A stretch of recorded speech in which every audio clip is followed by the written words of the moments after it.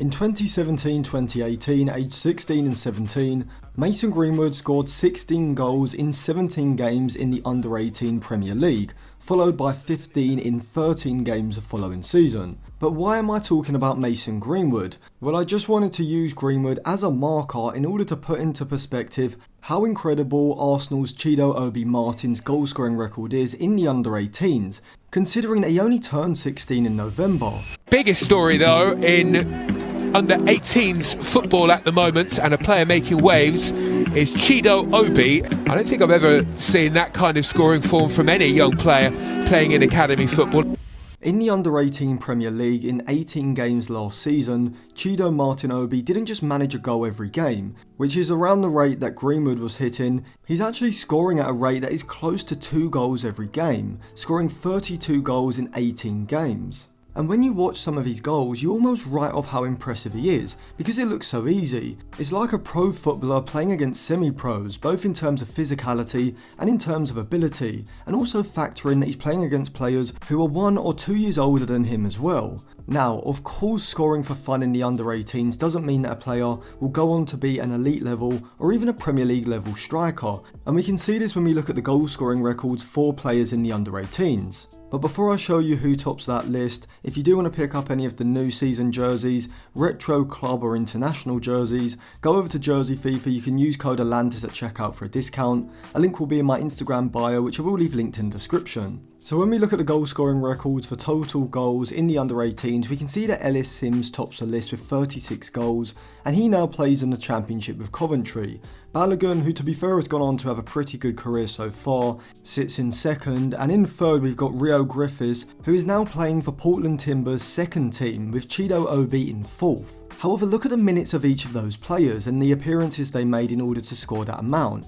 Chido Obi-Martin played close to half of the minutes of all of the 3 above him, and has played around 800 minutes less than Greenwood and scored 1 more goal than him. And so just purely off the goal scoring metrics, I think you have to start taking an interest in the Danish-born Nigerian, particularly given that he's still only 16 and would have been doing his GCSEs earlier on in the summer. And add on to this that United can pretty much snap him up for free from Arsenal on what I think they call a scholarship contract. It seems like a no-brainer. But why is he so prolific, what type of striker is he, and how do I think my unconventional loan strategy could be the perfect way of developing the youngster? So straight away what is evident is Chido Obi's physicality. He looks about 6'5" when you watch him play, but he's actually about 6'2", but given that he's only 16, he may be able to add a few extra inches, which would make him an absolute freak of nature as a centre forward. Scott McTominay at 17 was 5'6", and 18 months later he was 6'4", but it's not just his height, it's also his physicality, as he has an incredibly developed upper body,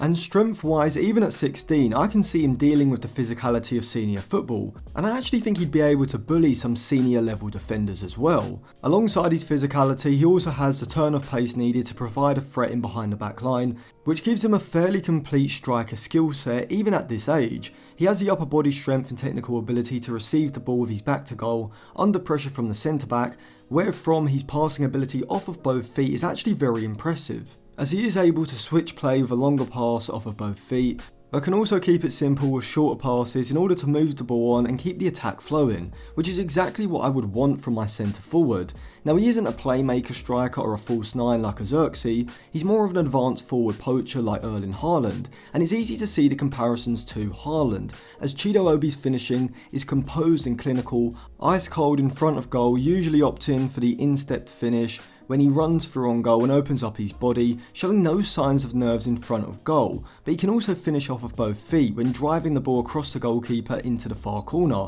alongside having a dinked finish in his locker and being a significant aerial threat as well. And in general, he just has the football IQ needed to put himself in the right positions around the box, and when he does get his chance, more often than not he does take it. And to be honest, I think if you took the DNA from Mbappe and Haaland and fused it together, you'd probably get this guy, as he is actually a lot better technically than Haaland was at his age. Haaland was quite rough around the edges, being physically dominant and a clinical finisher, but Chido Obi has a bit more finesse to his play, and you can see this when he receives the ball in congested areas around the box, usually in a wide position, as he's able to use his ball control and fluid body movement to dance past defenders even inside the box. Now United already have Ethan Wheatley, who I think is a massive talent, but this guy is a level above, and although I don't like to make comparisons to players like Yamal and Mbappe, I think if I had to put my money on someone from the under 18 generation, being the next breakout star, and becoming an elite level player before the age of 18 or 19, it would have to be Chido Obi-Martins.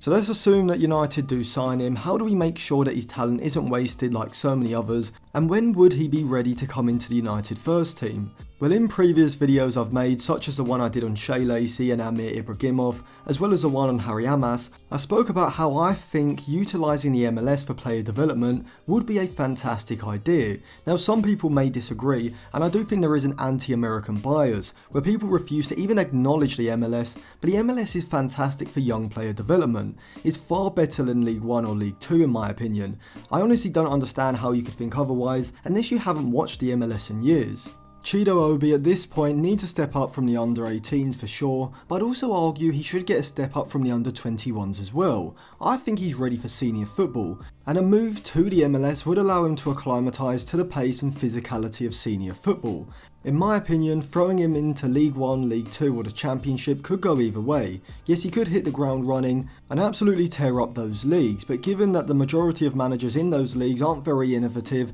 are stuck in their ways, and are under a lot of pressure to avoid relegation or make promotion, generally they are less likely to afford young players the time they need to develop, whilst also generally using a more direct and limited style of play that isn't what Chido Obi would be playing in for United. People may say that the MLS isn't a high standard of football, but that's the whole point. It's not a high standard of football compared to the Premier League. But that's exactly why I think sending a young player, particularly a 16-year-old there, is perfect. So you don't want to send him somewhere where he may struggle to adapt, as this could dent his confidence, throw him off track and overall hurt his development. You want to send him somewhere that is a higher standard than youth football, but still somewhere where he's going to be a starting striker and be able to be one of the best strikers in the league if he hits the ground running, and given his ability, I definitely think he could do this in the MLS. The MLS is currently ranked as the 16th best league in world football, below the Danish Superliga and one above the Scottish Premier League, and so the narrative that the MLS is complete garbage is just European arrogance and incorrect.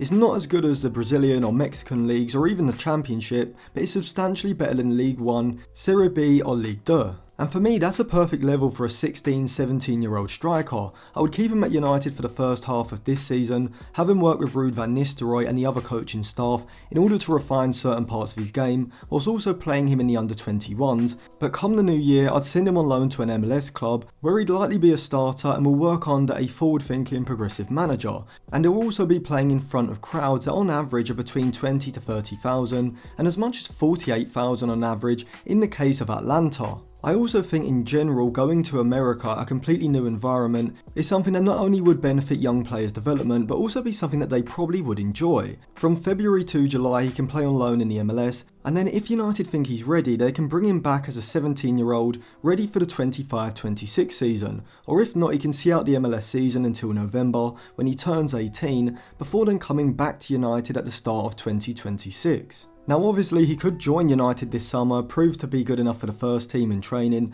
and then come in and look like a generational talent. However, I just think those expectations are far too high, and I think my strategy of sending him to the MLS not only enables him to adjust to senior football at the right time, whilst also retaining the confidence that he's shown in youth football, but will also give him a completely new environment in order to prove himself, outside the comfort zone of the youth setup, which I think is something that young players with the sort of talent that Chido Obi-Martins has could definitely use at the start of their development.